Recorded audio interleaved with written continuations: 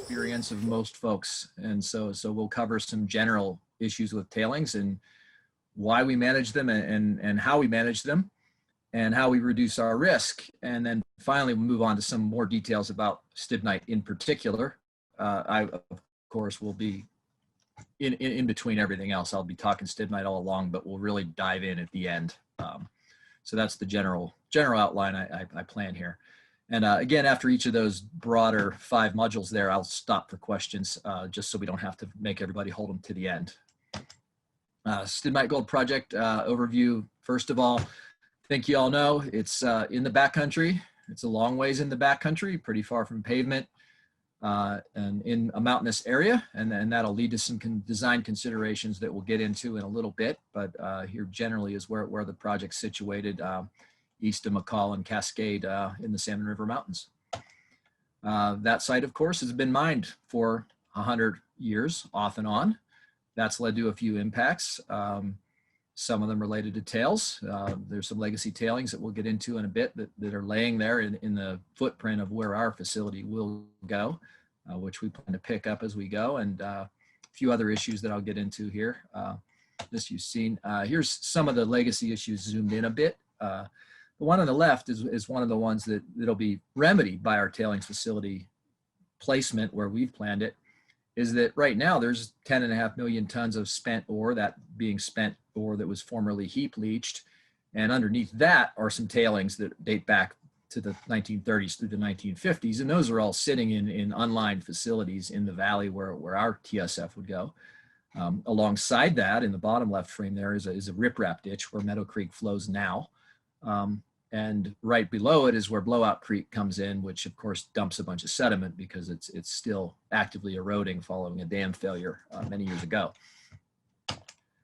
Here's a little closer shot of that spent ore disposal area. That brown is the spent ore, the gray of the tailings. Again, the tailings were 1930s through 50s. The spent ore came back in really the 80s and early 90s in the heap leaching, oxide heap leaching operations that went on up at site back then. Here is another view of that. You'll see that's looking down valley. So far out on the current conditions there is where the Meadow Creek mine was, and that's where all the tailings came from. That will be where our Hanger Flats pit is. But that's where the tailings that Bradley processed, or many of them, came from. Some then would have come from Yellow Pine pit farther downriver, which is the subject of our tunnel presentation that you've probably seen before, some of you at least have. But there's again, the soda spent ore disposal area capping some old tailings. There's the Meadow Creek diversion on the right. Future conditions there, Meadow Creek would be restored once we're done. And that would be restored with an active floodplain and aligned corridor just to keep it separate from the tailings that then we would place down there. So moving on here, and why some of these things is our plan is to leave this site a little better than it was. And I think you'll see maybe by the end of the tailings facility will be a component of that. But we'll give you some more details on that as we move on. Permitting, you all know why we're here. We're DEIS comment period halfway through. That concludes a month and a couple of days from now. I think it's October 13th. And Shelly will tell me if I just told a lie, but I think that's the date. So that's on the way. Before I go into tailings, any general questions pop up, Shelly? Or any questions at all? I mean, I think some will be covered soon if they're tailings questions, but anything up? Not yet. You're good. Okay. All right. So move on to the meat here. Tailings, what are they? Well, we process ore. The way we process ore in this sort of processing is we're not heap leaching or anything like that, where you pile rocks outside, you know, in a valley somewhere and trickle solution through them. The way we process ore is crush it up, or blast it, load it into a truck, crush it up, grind it up, and then run through all the metallurgical, the hydromet processes that extract the metal from that ground up ore. And so what's left behind is ground up rock, in our case, fine sand down through just a wee bit of clay. And then whatever process solution might be left over in there, because again, we pump it as a slurry out to the tailings facility. And so, you know, that's what tailings are. And, you know, we've got to manage those from beginning to end. And under a lot of different considerations. And some of those are, you know, what's the team, what's the site like? You've seen some, you all know what the terrain is like. There's more to it than that. And there's some geology and metallurgy considerations there. There's what is the design. A lot of design choices would really go into this. And then who executes and how is it executed, from construction all the way on through closure. And really our goal here is reduce our risk and minimize the catastrophic and the chronic. And then with a little bias toward catastrophic, because no one wants to see those kinds of incidents happen ever. And that leads to, you know, a lot of different facility designs, and a lot of different places treat it a little differently. And we'll go into some of those options here in a bit. But the main thing to look at here in the figure is, you know, risk isn't the chance. And we talk about risk, and folks talk about our project in terms of risks. And we look at it a little bit more complicated than maybe you'll see in simple explanations, is that risk is the probability times the impact.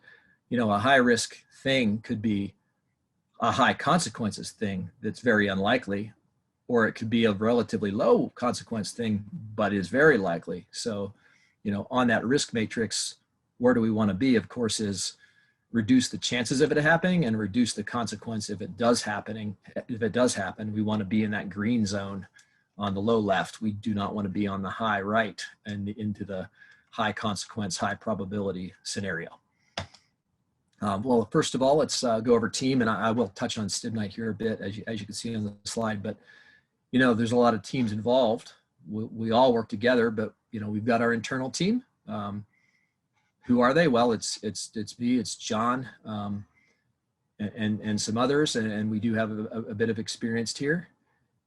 Externally, you know, we've got good consultants. We've got a good third-party reviewer. Again, very experienced externally. Regulation, we've got not so experienced in tailings recently because there haven't been many permitted lately, but we have a robust regulatory regime here in Idaho, and we've got the experience of many other states and provinces to draw upon for those regulators. And then again, independent review team, we've of course got that in place. And then continuity, that's important here in tailings because dams change over time, and they're raised repeatedly as you know, you only keep ahead of your ore processing by a couple of years very often. And so the continuity of the team as that facility changes over time, it becomes important. And in our case, that team has been intact since the pre-feasibility study. Site characteristics, I talked about the terrain. We all know what that terrain's like, but another thing, of course, is your foundations. Are you on loose sand? Are you on clay? Are you on materials that can deform once loaded, or liquefy if they're shaken by an earthquake? And what do you build your dam out of? You can go dig a quarry somewhere, but usually the way dams are built at mine facilities, you build them with whatever you're taking out of the pit that isn't going to the ore processing facility. And that's no different for us. We'll also process some legacy materials and use them as construction, but largely it's pit run material that's not ore. This is just an example. These are some testing we did. This is one of our drill holes and some gradation curves. And you see some of the material here. It's gravel and sand. That's typical at site for the materials that aren't rock. Another thing about site characteristics is, you know, seismic. You see the seismic map there, and you see the note there that we did have a recent shake, and we had another one a couple of days ago that was fortunately only a small one of 4.4. But you know, that recent shake was a sixth of our design event, but still a decent size earthquake. Didn't cause any damage at site, thankfully, but we plan for those events, and that's part of the analysis for any site.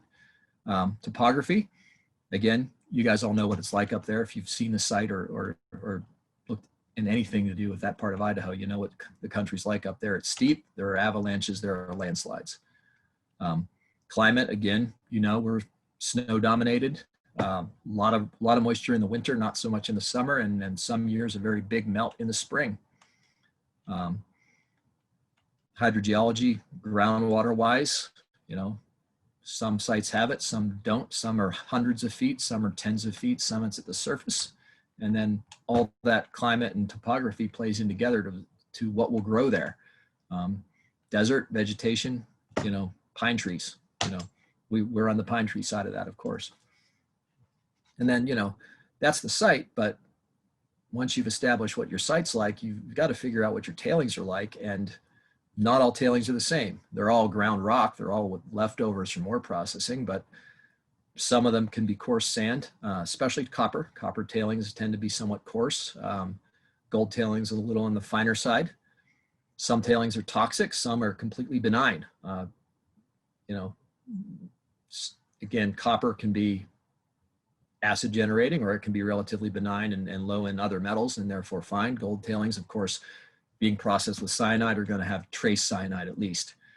And so all these considerations go into how they're managed and whether the facility is lined and what it's lined with. And then, you know, another characteristic of that, aside from chemical, is physical. You know, tailings need to settle out. Sorry, I lost the slide there. Anyway, tailings need to settle, and that's called consolidation. They arrive at a facility, usually as a slurry in our case, but you can also filter them and press them, and we'll get onto those options in a bit.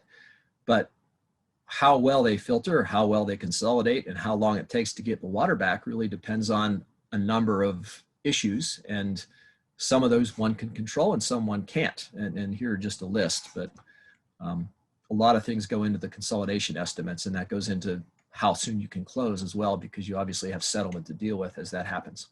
Here are a few design types.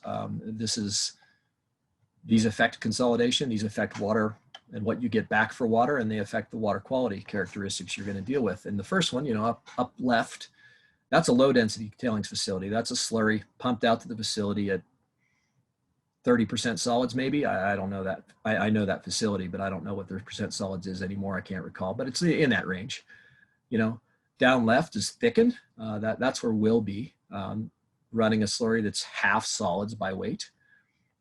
Middle bottom's dry stack. That's where tailings are filtered. And an important word there is the tailings are filtered, but that reduces how much footprint maybe the tailings require, but you still have to manage the water off that footprint. So there's not necessarily any shrinking of the facility to go with that sort of technology. And then finally, paste. Paste is actually in between filtered and thickened in its water and solids content. Not very typical for surface facilities, but it is used in a few. Location, you know, given all your terrain, given how you're depositing, whether it will be thickened or dry stack or whatever it might be, you need to pick a spot. And at a given mine site, there may not be very many spots. And in our case, you know, this is our trade-off image there to the right, but we had to pick where is the best place for where does disturbed land exist already? What are the economics of a dam? You know, will you be placing as much dam fill as you will be storing material, or can you place a dam that's 20% of the volume of the material to be stored? And how tall and how risky will that dam be on a given site? And what do you know about the site as far as landslides or other geohazards? And then design types. And I think maybe a pause is probably warranted. I jumped through a lot of slides. Shelley, do we have anything?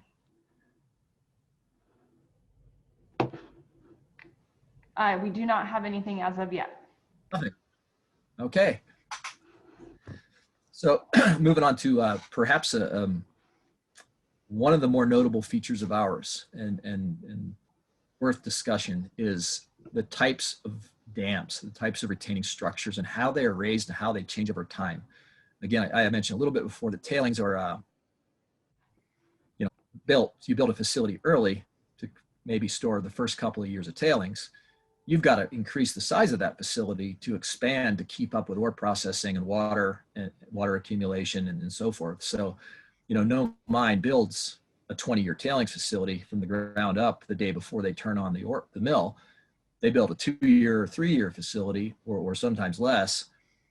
They turn on the mill, they run it for a couple of years, and while they're doing that, they raise the facility again. And in some cases, a dozen times, in some cases continuously, in some cases in discrete steps. But when we do that, we've got to choose a method of raising and a method of construction. And the bottom one there is what's called the upstream method, where you build tailings upstream towards, you're building towards where the tailings are as opposed to towards the downstream end. So you're building on top of tailings, and so you see where you have much of the bulk of that dam is sitting on previously deposited tailings. And that can work. It does work a lot of places, but it's not the best choice if you're in a seismic area or if you have a lot of water, because you've got to keep that water pool well away from that upstream raised dam to keep that upstream raised dam stable. The middle method is what's called a centerline raise method, which is halfway between that and upstream, where half the dam upstream of the crest sits on prior tailings, or more or less half of it. And then finally the downstream method, and this is typical of rock fills and is what we plan, is the dam always moves downstream and the dam is always sitting on either earlier dam or sitting on foundation. It never sits on tailings. And so those are, by their very nature, stronger materials. And so that's, again, what we plan, and that's a consequence of the site and the availability of rock fill and the need to line the facility. Obviously, an upstream raise is not conducive to geosynthetic lining to keep the water from the tailings from leaking out. And another one, and some of the analyses that go into these, and this is where, again, an upstream raise or a downstream raise will shine here, is in factor of safety and in geotech analyses. What we look at here, and factor safety is another oft misunderstood thing that we always say. We throw the numbers around. We say, yeah, ours will be a factor of safety of 3. Well, what's that really mean? Factor of safety is just what's the ratio of how strong the structure is to the forces tending to make it break. And we look at that over a range of loading conditions. We look at that under earthquake loading. We look at it under static loading. We look at it if the dam isn't lined under seepage loading. And there's a lot of things that can stabilize a dam. You know, it's how strong is the material? You know, is it rocks that interlock with each other and are compacted, or is it loose sand? And how strong is the foundation? Is it soft clay? Is it bedrock? And if there's a buttress in front of a facility, that of course increases stability. Then to destabilize it, of course, anything on a slope that's heavy on top of the slope doesn't help, and seepage doesn't help. And then of course an earthquake load doesn't help either. So that's what we're looking at when we look at factors of safety. But to put it in something maybe everyone else, you know, makes sense for, we have a numerical example here is, you know, if you've got a chair, what's holding up a chair? What holds you up on your chair? Well, it's how strong are the legs? How strong is the floor? Let's hope the floor doesn't fail in your house, but we'll stick with the chair legs for now to keep it simple. I mean, what's going to hurt the chair?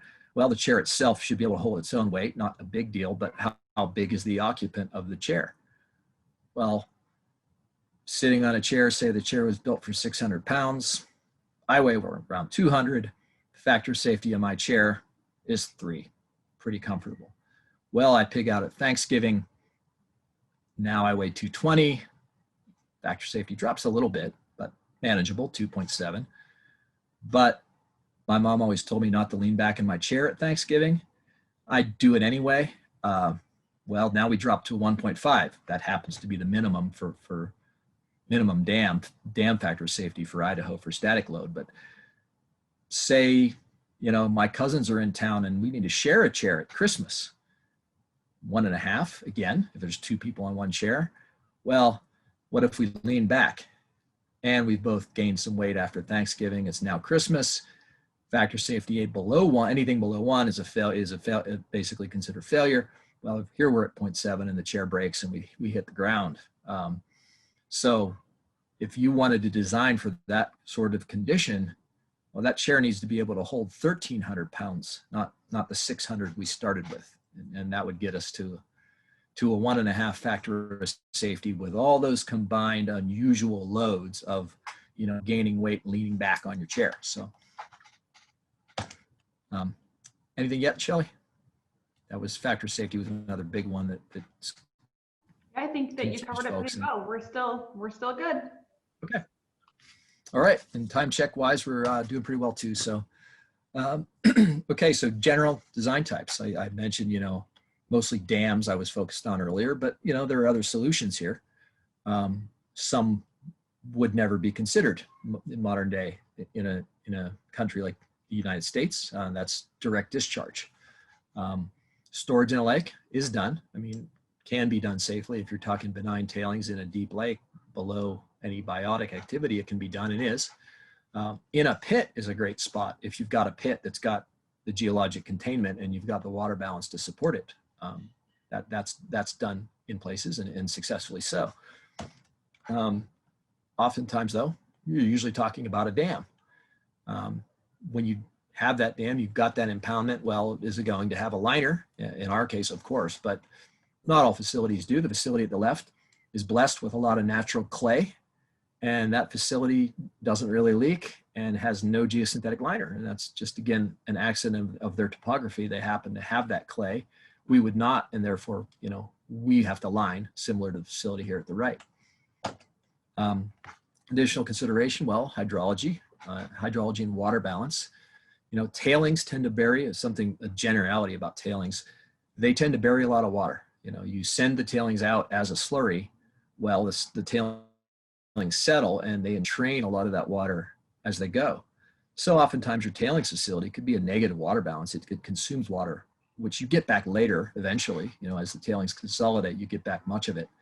But on balance during operations, your tailings facility may be consuming water, but your site-wide may not. You know, you may generate a lot of contact water from pits, dumps, whatever.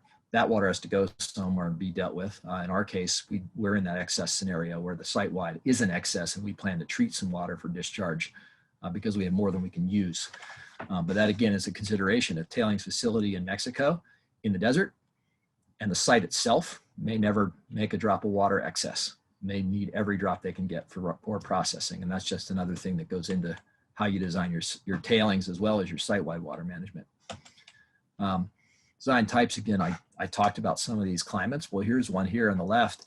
You know, that's a dam, but that's a paddock. A paddock is when you essentially, or otherwise known as a ring dike, is where you have mostly dam around the facility perimeter.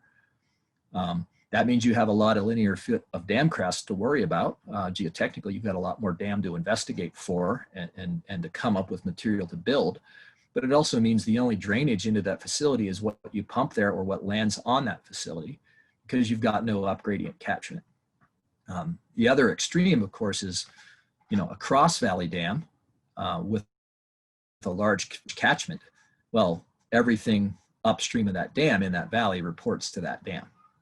And so that's perhaps the other extreme there, which helps if you have a dry climate. Maybe you can get away with that without diversions.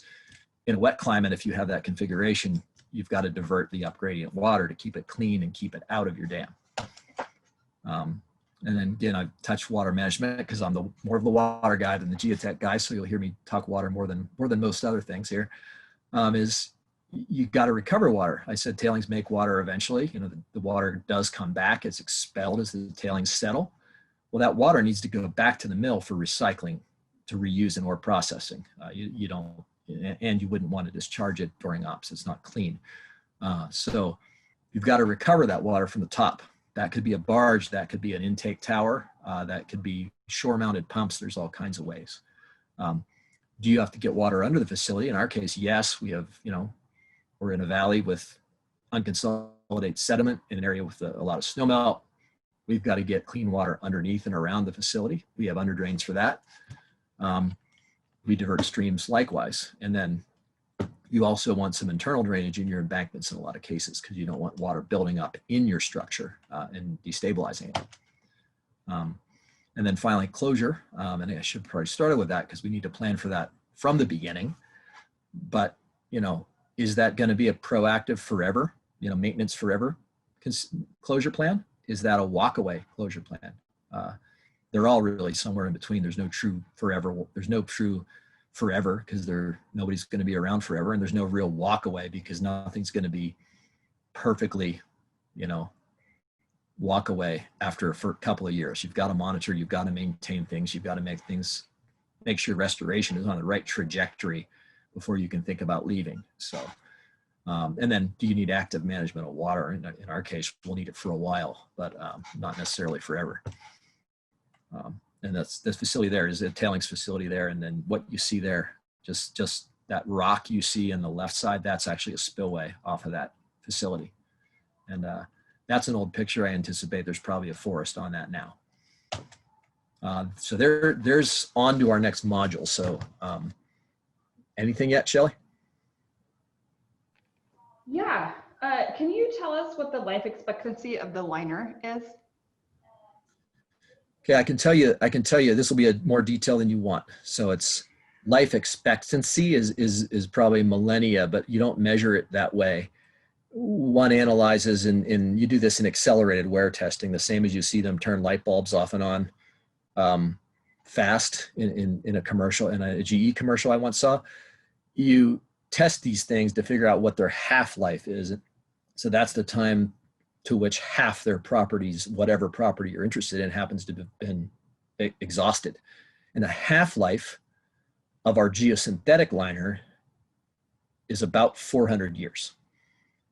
The half-life of, you know, the underlying GCL, the geosynthetic clay, well, the geosynthetic component of that is probably similar. I don't know, nobody tests those things because the geosynthetic of a GCL doesn't do anything long term. It's just a carrier for the clay. Well, the clay is clay, it's bentonite, and so that's an indefinite half-life. So the liner system is, you know, quite a long time, and quite a bit longer than the time it takes for the tailings to finish normal consolidation. And by that point, the tailings will have achieved permeabilities that are tighter than clay, than compacted clay typically. So the half-life is finite but quite long, but also quite longer than it perhaps needs to be to contain the materials and especially the water within it.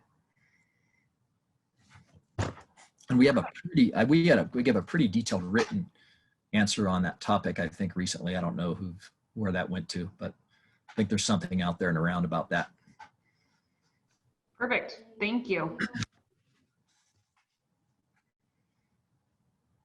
Is that all? Just one? Oops, one just came in. How will we be checking the integrity of the liner? Well, once it's in place and covered by tailings, of course, it's a matter of checking for leaks by the presence of leaks in your monitoring system that detects the leaks, not a direct check of integrity. But while it's being manufactured and installed, there are literally hundreds of pages worth of specifications and QA/QC procedures about how they're checked. One of those things during installation, of course, obviously there's a visual inspection, but every seam is tested for integrity after it's installed. So you wedge weld the seams, and then you air test the seams to make sure that they'll hold pressure. So, and you know, aside from testing the integrity of liner, you've got to test the subgrade before you ever put a liner on it. You test the subgrade to make sure you've achieved your density spec, and to make sure you don't have protrusions. So what's one of the big things you want to avoid with a subgrade is sharp rocks sticking out of it. You want a smooth surface without any sharp protrusions. A protrusion that's round is less of a concern. They're still against spec to have big ones, but big sharp protrusions, of course, is to be avoided. So a lot of what you can win ahead of testing liner by getting your subgrade right, and by using a GCL, which cushions all those protrusions and seals if there is a leak, it self-seals. So you do all that, then only then does a liner go on. When you put the liner on, that's when you do your seam testing, and you'll do destructive testing where you'll cut out pieces of liner, pieces of seam, and do tear test and pull tests in a laboratory that are confirmatory. You hope. If they're not, if they fail, you'll be tearing out liner and replacing it before you ever put tailings onto it. So yeah, there's a big involved process, and actually that should be noted. The QA/QC manuals for that will go in as part of our cyanide permit, so those will be out there and available once that permit app gets submitted. That was premature under NEPA to issue all that stuff, but and then every manufacturer of these materials has those manuals. I mean, everybody tweaks their own, every engineer tweaks their own, but those manufacturers have those procedures out there, and those are available to just download from any manufacturer of liner generally. Thank you, Gene. For anyone who really wants to get into some painful reading, I think. So. Thank you. That's it for right now. Okay. All right. We'll move on to execution. There's one of our guys operating equipment out at site, but where do we go from here, right? You've got a design. You've got a permit in hand. Well, you have to go execute. There's a lot of ways to do that too. A lot of tailings dams are built by owners. A portion of ours will be, of course, I mean, remember the mine fleet is delivering 200-ton trucks full of rock, pit run rock. It has to go somewhere. Rather than put it in a dump somewhere, a lot of it gets used as construction material early in our case, and that's going to go to the dam. And so that material could be delivered by the mine fleet. Some of that material delivered by the mine fleet, handed off to the mine dozer operator. He's going to push it around, compact it. Some of that stuff is going to require specialty work with contractors with smaller fleets of smaller equipment, compacting things in thinner lifts to higher specifications than the big mine fleet stuff will do. Again, that's all a component of ours, and that's typical of rock fill, and that's how it's done most places. But you've got sand fill dams that are almost entirely mine fleet or entirely mine operated. I mean, you've got cyclone sand dams that are produced by separating gravity or cyclone separation at tailings. That's really just the owner running it. So you have a whole gamut of how it's done. And then you have facilities that are entirely contractor constructed or contract miner constructed. And then how do you manage that? Well, you know, owner's team can run it internally. You can have third-party construction managers, again, a lot of ways. And, you know, once you build it, what next? Well, you've got to watch it. You've got to make sure it's stable and stays that way. And you've got to get an early warning system in about if something is moving, and a lot of ways to do that, and a lot of levels of effort in doing it, depending on really what your risk is and how prone to instability the materials and water management situation you find yourself in. And then, of course, you know, there's the gamut of third-party review oversight and regulatory oversight, like depending on country. Of course, here in North America, you're on the high end of both those things, but that's not, unfortunately, the case in a lot of places in the world. And then that's, you know, here's the end of this first module, and this is where, you know, I've covered a few of these, right? Team, site characteristics, design components, and execution. And here we'll say, here's where we think we are without any additional mitigation. And obviously the challenges for us are really terrain and climate driven, given that we're in the mountains, we're in a seasonal water excess with a bunch of snow melting in the spring. And then of course it all dries out in the summer. We have a short construction season, which falls right out of that. That's an execution. The yellow bar in execution is because of that, is we've got a limited construction season if we find ourselves with a wet spring and an early winter the same year. And well, what do we do about that is the next question, and all the things we are doing about that is where I'll go next. But in short though, it's, you know, from a hydrology standpoint, we divert the clean water. We provide a lot of freeboard, probable maximum flood level freeboard in the facility at all times. You know, we're not going to run water 2 feet from the dam crest. It's going to be considerably below that. And then study the site. You know, we know we're in glacial fluvial materials. We know we're in mountains. We know we're in some bad rock, some good rock. Well, we've got a lot of geotechnical investigation to back up this design and a lot of analysis that follows on that. And I'll get into that here in a sec. And then a big one for us, of course, is that buttress. That buttress takes us well and above any normally required factors of safety on the geotech side. It takes a lot of things pretty much off the table as far as failure modes. And then, you know, we've got a lot of things we can do in process related to tailings and how they settle and so forth. And then timeline wise, I mean, we've planned a 3-year construction period, and we plan to get the tailings started early in that period. For that reason, is we know we could get stuck up against a pretty tight construction window, and we don't want to be there in the last year on a critical path item. So that's it. Now we're going on all the Stibnite stuff. So if there's nothing else, Shelley, I'll jump right in. Yeah, we do have a question from somebody about why the tailing storage facilities location in alternative 2 is our preferred location. But I think you're going to be covering that. So I'll be there right now. Yep. So here's the project site overview. The hatching, really the pink stuff is our proposed disturbance. The purple is the part of our proposed that is on legacy disturbance, and then the crosshatch is all the legacy disturbance. And you see, of course, a lot of that is centralized up north, where you've got 2 legacy open pits, and then really it's all the valley real estate, all the way up to really where our dam's going, is legacy disturbance, because flat real estate is at a premium, and prior operators used it for one thing or another, and usually 3 or 4 things in sequence on top of each other. There's, again, a lot of impacts because of that. But yeah, about half, 45% of the project lies on existing disturbance. We try to keep it that way. The other alternative tailing site is actually up here. You see the red line where we go off, and there's a little pink blob to the southeast end of this site. That's where our worker housing facility is shown right here on this map, but that's more or less where the alternative 3, I think it is, dam would be. And that was, yeah, admittedly our second choice in our trade-off.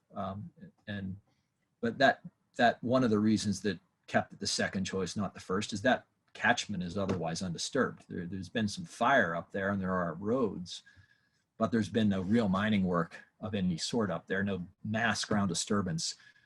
Fire, yes, but fire is just dead plants and erosion. It's not tearing up everything. So the real estate up there is otherwise pretty pristine, and the streams up there are pretty nice and pretty cold.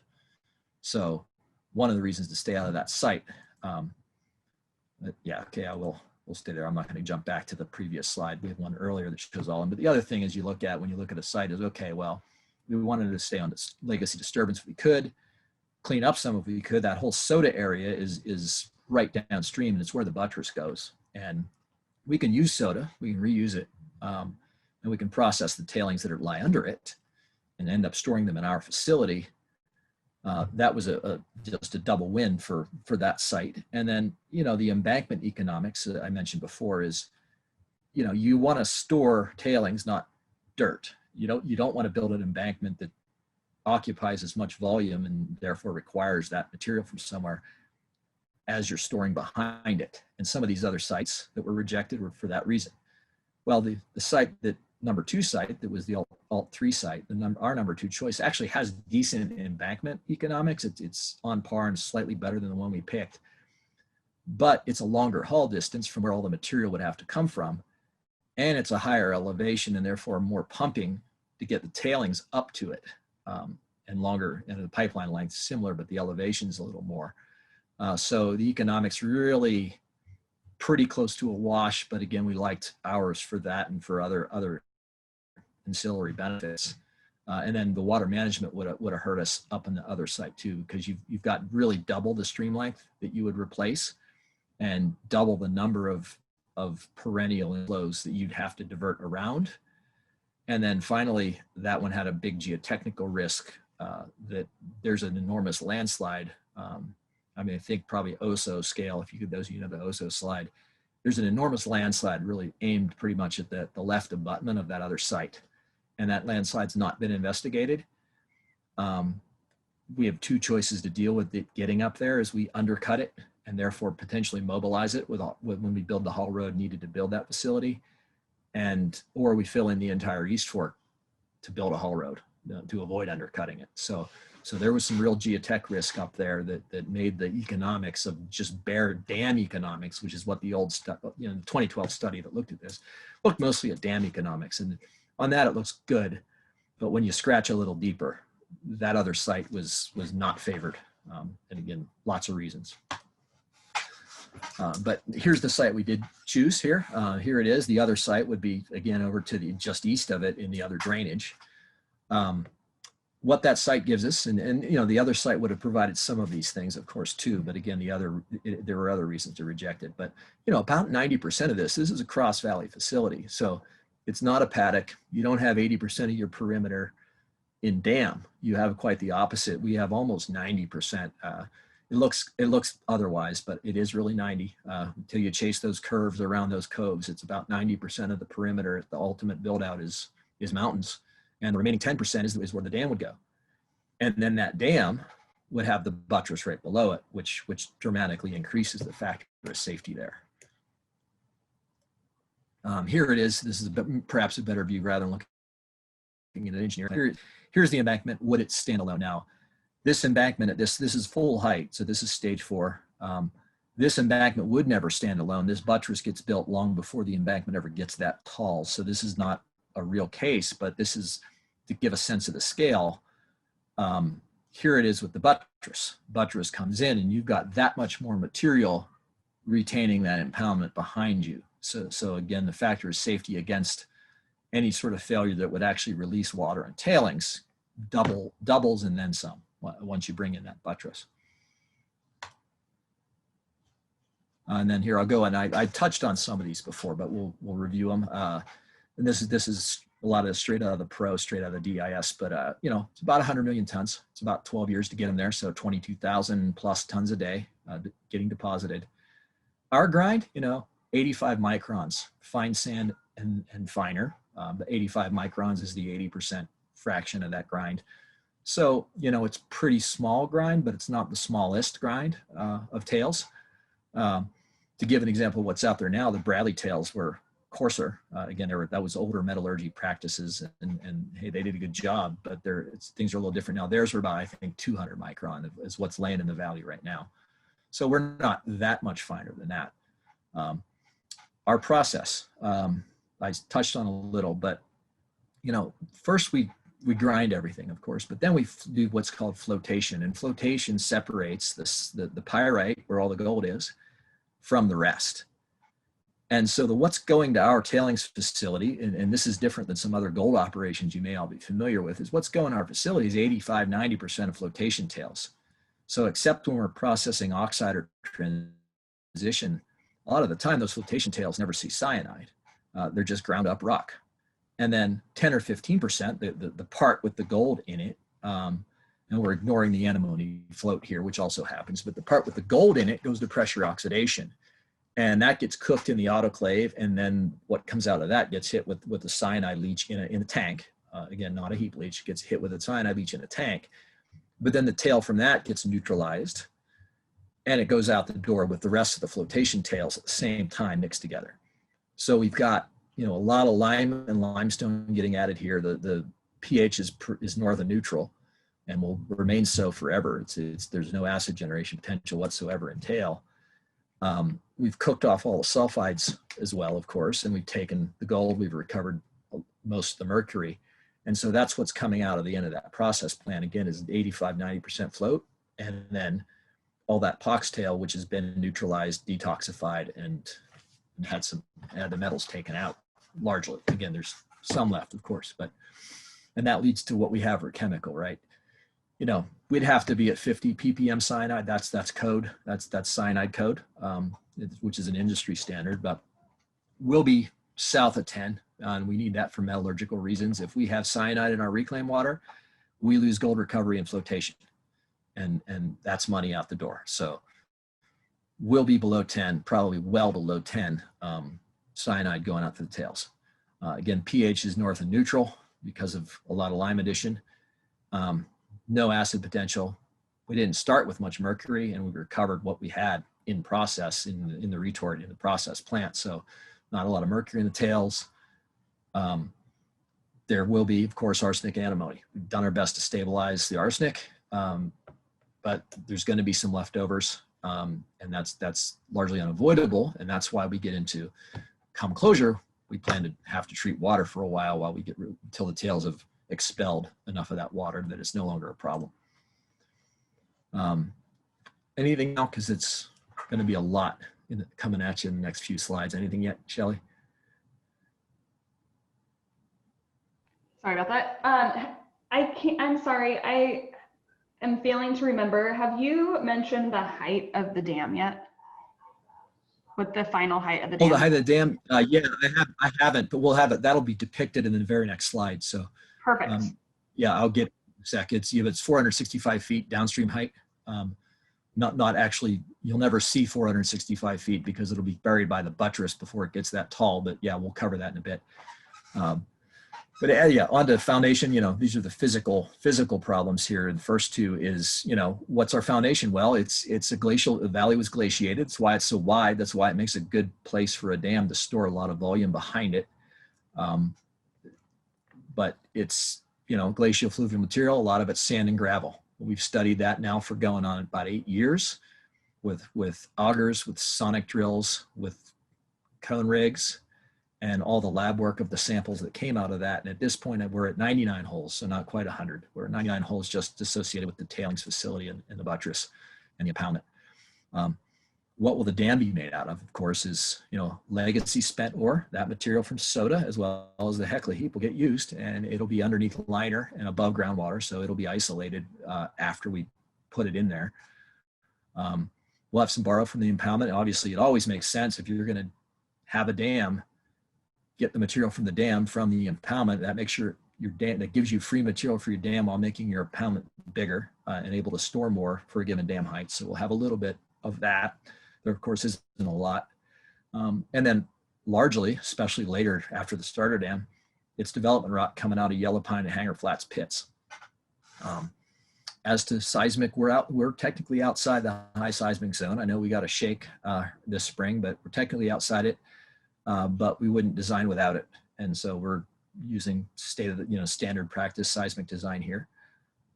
Hydrology, I hit before. Snowmelt, we're at 32 inches precip in the valley bottom right there where the facility's going. You get about 12 inches of transpiration. In the other 20 inches you're getting, that's going to be your stream flow yield is about 20 inches a year right there. We've got long-term records that show that, of course, too. So we've got, I don't know, we're going well over 30 years of record at one gauge, and then we've been monitoring a number of others that coincide very well with it since 2012. So. And water quality, I think I hit all this already. We do have a lot of modeling behind that. Some humidity cell tests that have run for over a year, which is a long time for those. And we recognize we've got issues here with metal leaching, and that's why we plan water treatment at closure. We're not going to spill a drop in ops. It's all getting recycled into the ore processing facility. But at closure, we know we got to deal with that, the remaining water, and for that we will be treating. And of course, lined. I mean, we do that in any case, but obviously the facility has to be lined. Really quick, Gene, while we're talking about water quality, John, can you talk about how we're going to stabilize our arsenic? Sure. So generally speaking, our arsenic occurs as arsenopyrite in the ore. That's the material we're trying to float in our flotation process. So we typically float about 95% recovery of the pyrite into the flotation, into the ore. So most of the arsenic is of course headed in there with the arsenopyrite. So we then, what we do is we add ground limestone, appropriate amounts of ground limestone to our ore before it goes into the pressure oxidation vessel where that arsenopyrite is oxidized and broken down because the gold particle that we're after is inside that pyrite, arsenopyrite grain. But the important part in terms of the stabilization of the arsenic is we're adding that ground limestone into the vessel with appropriate amounts to neutralize, to balance off the acid that's generated in the vessel, and by managing our free acid levels inside the pressure vessel, we're able to stabilize the arsenic and produce a crystalline arsenic compound, ferric arsenic compound. We're producing hematite and scorodite, which are stable arsenic compounds. And so that's how we manage the arsenic. Hopefully that answers your question. Thank you. I appreciate it. Shelley, just quickly, there's a question about by Debbie Strusacker about residual unoxidized pyrite in the float tails. Just quickly, we would recover about 95% of that the pyrite in the flotation process. So about 5% of the pyrite, unoxidized pyrite, would get by us in reported into the flotation tailings. So our average grade of the ore is less than 1% sulfide sulfur. And so we would then, what that infers is that somewhere less than about 0.05% of our tailings would be that sulfide sulfur. And that is predominantly, we have predominant amounts of carbonate minerals to neutralize that 0.05%. So if acid generation is where this question's going, we're dominated by carbonate-rich environments in the tailings facility, and there's very, very difficult for acidic conditions to exist in the tailings as a result of that balance. And I'd add that, the tailings buried at depth are there's no new oxygen coming in from the atmosphere there. So they're going to be sitting there saturated, and there shouldn't be a lot of oxidation happening unless it's from what's already in them. Absolutely. Great, thank you guys. Okay, we'll move on. Factor of safety. This is just our basic design criteria, and we meet or beat generally here. But these are state standards from dam safety, from DWR dam safety rule, as well as their tailings impoundment rule. We have overlapping rule there, and we just take the more conservative of the two. And then there's water quality rule, and of course the cyanidation code. So static factor of safety 1.5. That's typical. Some things around are done at 1.3. 1.5 is real typical of a large dam.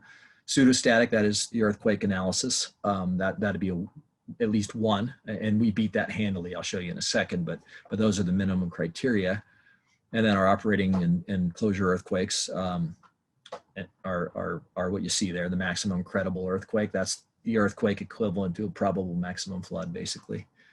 And the OBE, that applies to some interior slopes and stuff, not the overall dam here. So, and again, the design storm, we're going to store the PMP runoff, and we can't divert for that. I mean, you can't feasibly divert an event of that magnitude. But what we do is we assume, for allowing a freeboard in the facility, we always allow enough that if we got a PMP and the diversions failed right away at the onset of that event, didn't divert a drop, that facility would have the extra water storage capacity inside it. That is dead airspace that we're not putting tailings into, that it would have it to accept that event should we get it. And that event is on the order of 2,000 acre feet, 3,000 acre feet, depending on when you are in the sequence of construction. And then so we manage that impoundment, that we always can store the day-to-day operations pool plus the ability to store that PMP plus a little extra. And I should note too, that little extra 2 feet of freeboard on a 400 acre facility is 800 acre feet. So there's a lot of volume associated with that extra couple of feet of freeboard. But it's got to be a depth, not a volume, because it's accounting for wave height. If you have a wind blowing towards the dam and waves that could overtop the dam, which again, not likely to have a significant wave height out here in our environment, but you plan for the worst here. And then water quality protections, again, geomembrane liner, that's polyethylene, so HDPE or LLDPE, which is standard practice for tailings. Underneath that, a geosynthetic clay, so that's a geosynthetic fabric in between which is 2 fabrics, in between which is sandwiched a bunch of bentonite powder, and that powder hydrates when wet, and hydrates and swells and seals any leaks that might occur. And it also has the effect, this stuff's thick, it's a cushion between the geomembrane overlying and the subgrade underneath, in case there are sharp protrusions. You missed a rock in your QC program, the GCL gives you extra insurance that rock's not poking any holes in your liner. And then operationally, I said before, we don't plan to discharge a drop out of the TSF in ops. That water gets recycled back to the mill, gets used for ore processing, and then sent right back to the tailings facility in an endless circle. Makeup water is added to that circuit, again, because the TSF loses water on balance during ops because it's burying a lot of it. And then at closure, we have that consolidation water will be coming back for a couple of decades. And so that water would be treated before being discharged. And then here we go. Here's the picture of the dam. I promised I was a slide too early on my promise, but here's again some of the same information here, but this is the typical of the dam. Gives you a sense of scale here of what the raises look like. The first dam, the starter dam, is it seems a lot bigger. Now volumetrically on dam fill it's not, but height-wise the starter dam is the biggest. That is because early on the tailings are at their lowest density and the valley is at its skinniest. So to store a given amount of tailings for 2 years worth of production, you need just a slightly taller dam. Then when you get higher up in the basin, the facility is wider and the tailings are on average, the average of the whole thing is a higher density because some of the old tailings have already been consolidated at that point. So you see here the general dam raising sequence from the pre-fees. It's changed a little since then, but it was a good figure. And you see the buttress below. The buttress, of course, you've got a dam there that would withstand a maximum credible earthquake standing alone. And then you've added a buttress that would withstand that in its own right and increases the factor of safety on the dam significantly. So here's an example of the sequence. I said the buttress comes in fast. Prior slide didn't show the sequencing of anything but the dam. But here's how it really here's how it really rolled out in the pre-fees mine plan. The brown on the left is your starter dam. Well, by 6 months into the first year, you've got some of this orange. And by the end of the first year, you've got all that orange. So you've got a substantial buttress even on the starter dam.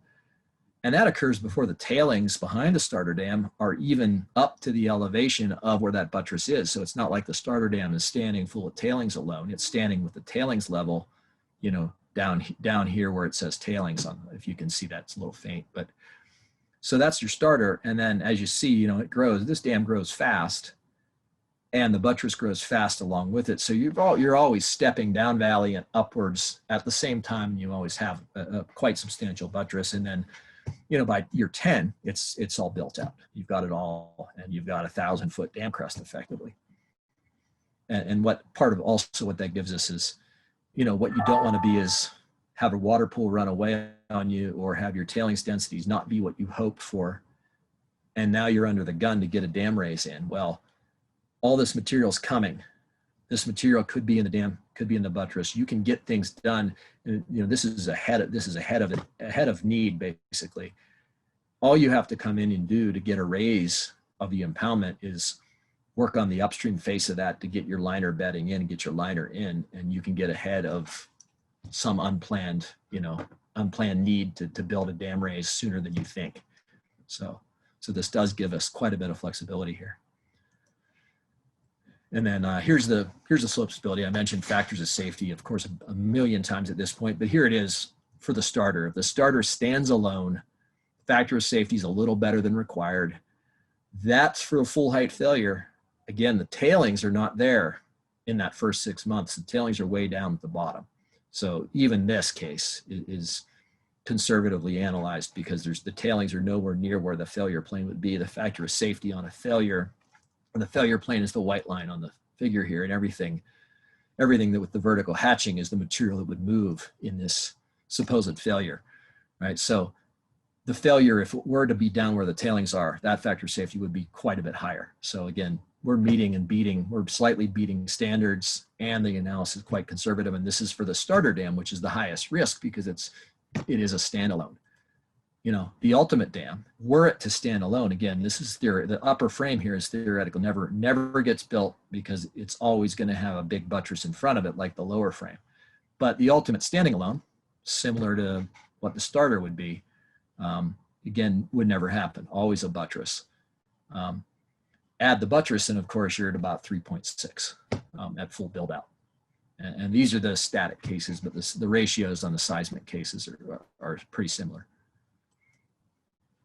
And here they are. I'm not going to dwell on the table, but the static numbers are a 1.6 when they need to be a 1.5 or sometimes quite a bit more.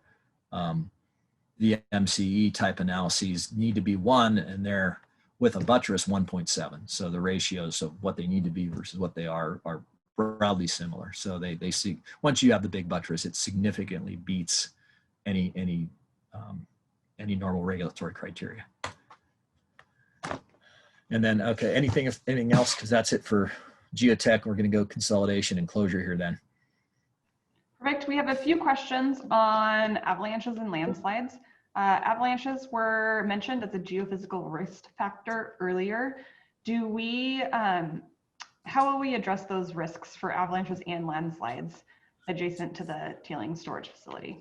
First located them. We did a study. We did a geohazard study, and that site doesn't have the risk that some of the other potential sites have. A lot of our avi risk tends to be on the north facing, of course, slopes, and then you've got some down the valley a ways. So we don't have a lot at that site, but we'll mitigate the ones we have. So your risks, right, with avalanches, snow, of course. So what happens if one happens, right, is you tear your liner if it goes down the liner, of course. So you don't want that to happen, and you can plug your diversion. So we'll make sure if there are any paths, and we'll identify them more as operationally. We're going to bring them down before they get big, for sure, if we identify any. And then we'll do the standard mitigation measures you do for roads, like you would anywhere, again, if we identify any. But the fact is there aren't many up in that specific site. The places where the big ones come down, again, are those big, long, north-facing couloirs you see along the East Fork that dammed the river this past year. So, and then rock slides, of course, are a risk. You don't want rocks hitting your liner either, so you scale those ahead of time. And if you need them, you'll put some netting on them and make sure they don't spit out any more rocks. But you want to really, you want to take them down before they become a problem. So you scale them during construction.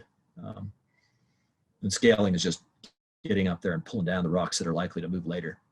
So again, it's the standard textbook list of, rock fall, landslide, avi mitigation efforts they're no different for a tailings facility than they are for a road or anything else. Perfect. Thank you, Gene.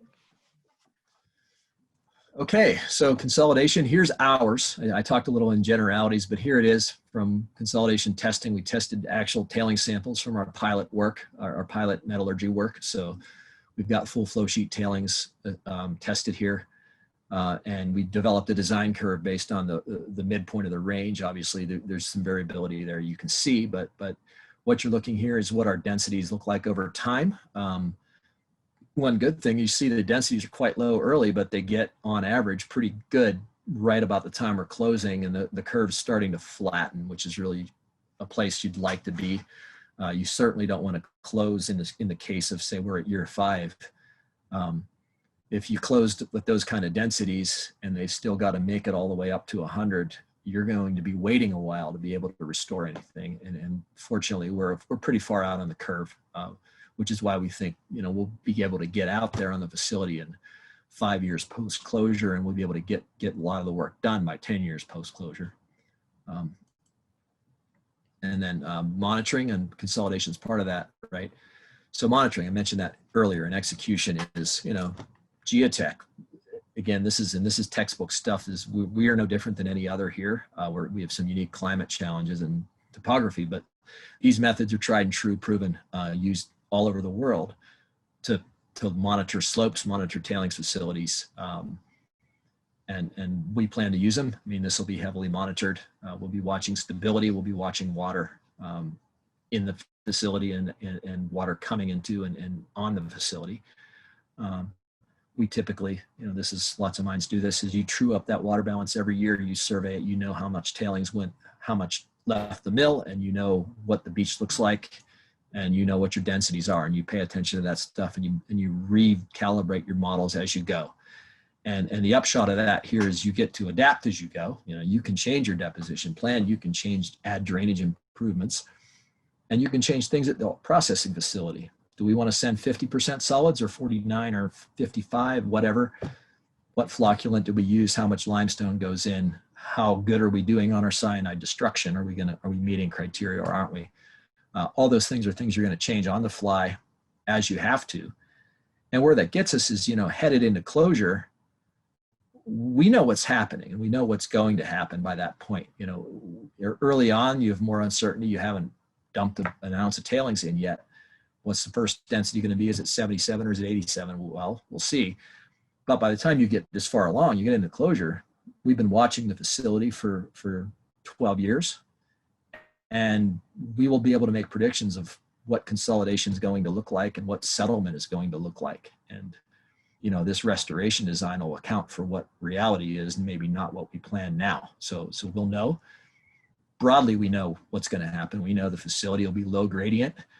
We know that we're not going to have a bunch of step pools and boulder strewn channels on the facility. It's going to be a low gradient depositional environment. That much is a certainty, and that will be what we designed for Meadow Creek and the wetlands beside it. And we also know, you know, we're going to have water quality issues potentially in the water coming up from the tailings. Maybe not the water coming across top, but the water coming up will be.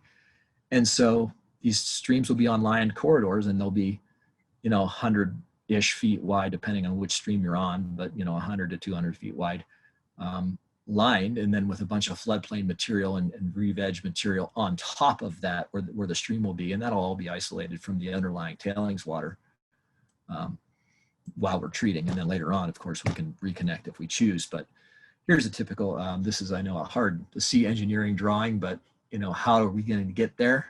First of all, we're not going to build a valley landform by pushing tailings around. Well, we can deposit tailings where we want, when we want, leading into closure. And, you know, we already have across Sally Dam, we already have a natural west to east gradient that's going to develop, and we'll refine that as we head to the end, and we'll try to do whatever we can by just where we deposit our tailings. We can turn spigots on and off, rotate around, and get it working so we don't have to do a bunch of grading on tails.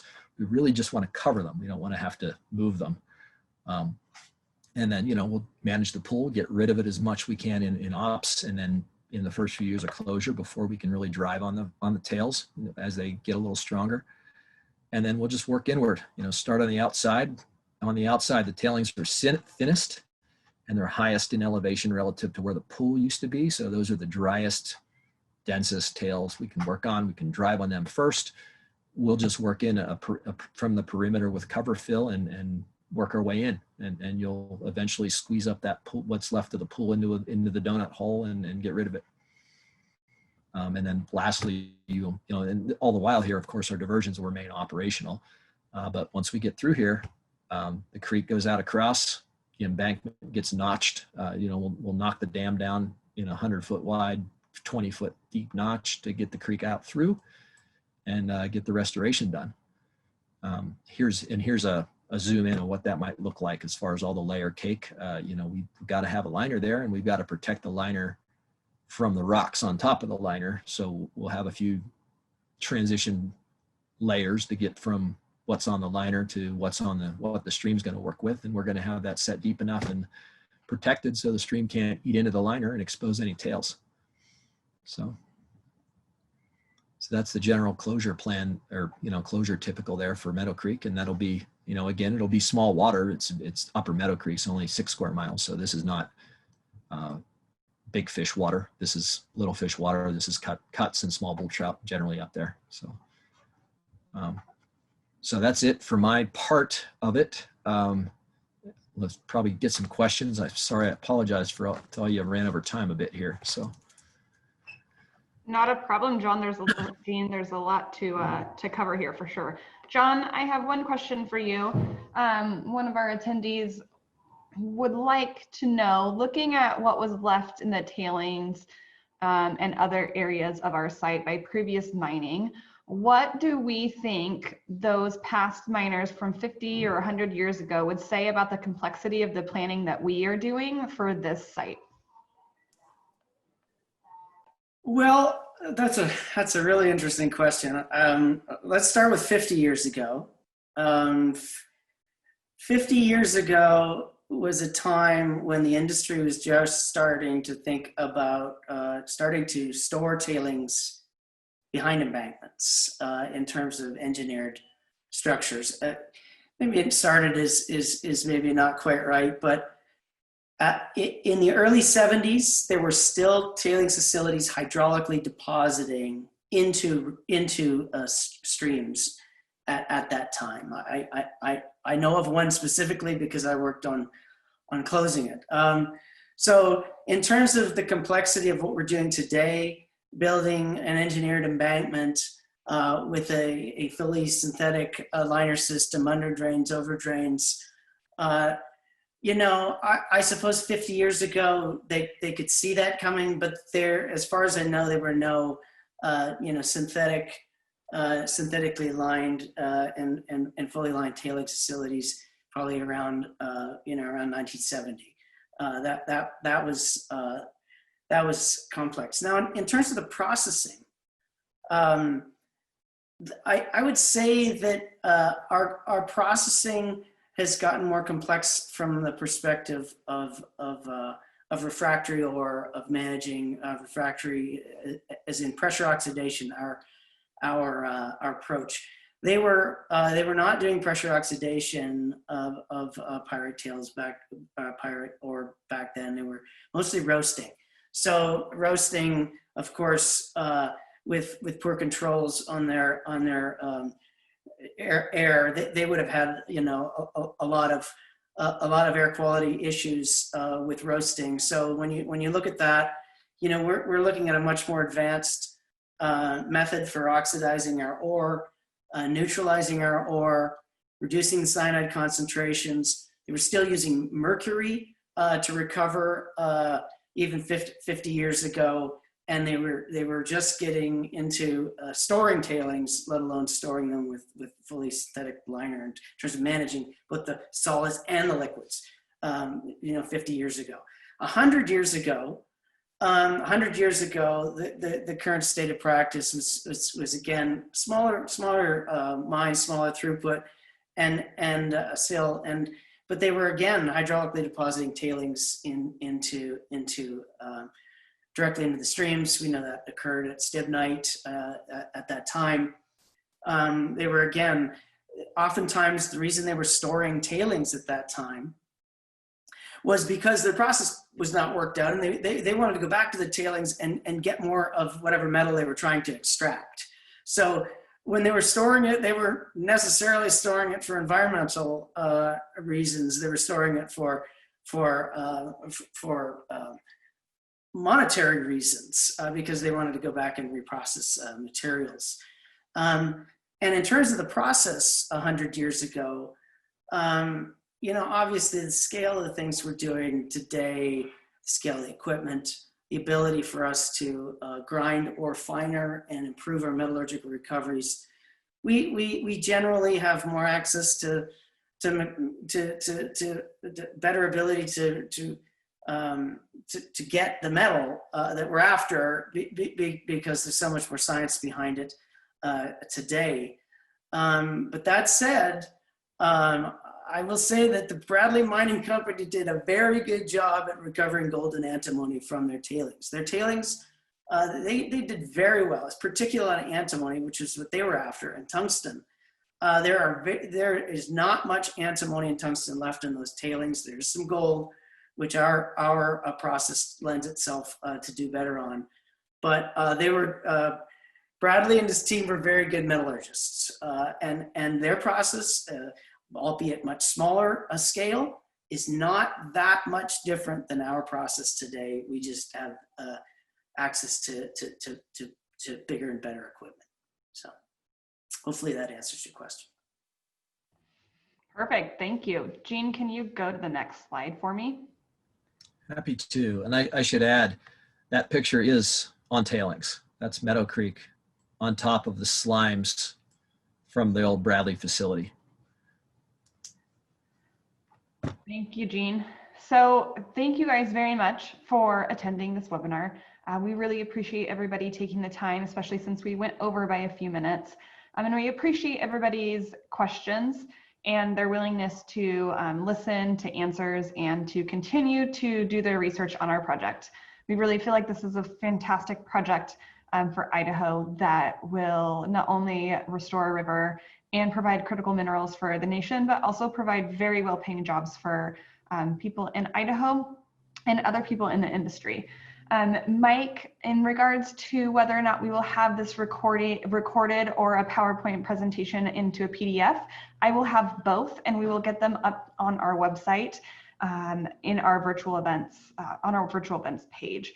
If you guys have any other questions after this presentation that you think about and you'd like answered, please feel free to shoot any of us an email and we will do our best to get those answered. Please feel free to attend any of our other webinars. We have them every Tuesday, Wednesday, and Thursday. On Tuesdays, it is an overview of our project to just get a high-level understanding of everything that goes into the complexity of our project.